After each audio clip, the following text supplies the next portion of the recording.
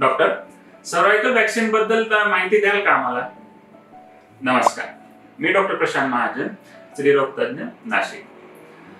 Cervical vaccine बद्दलची माहिती. Cervical vaccine म्हणजे नेमकं काय?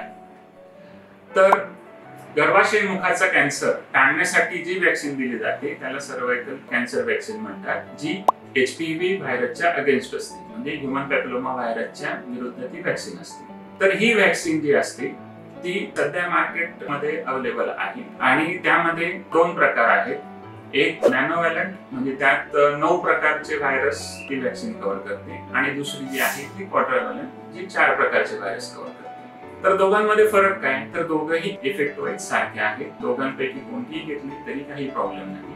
कमीत कमी 4 व्हॅरियंटची घेतलीच पाहिजे. त्याचा डोस सिंपल आहे. 9 वर्षापासून ते 14 वर्षापर्यंत 2 डोस. पहिला डोस घेतल्यानंतर 6 महिन्यांनी दुसरा डोस. त्यानंतर 15 वर्षापासून ते 45 वर्षापर्यंत 3 डोस घेऊ शकतात.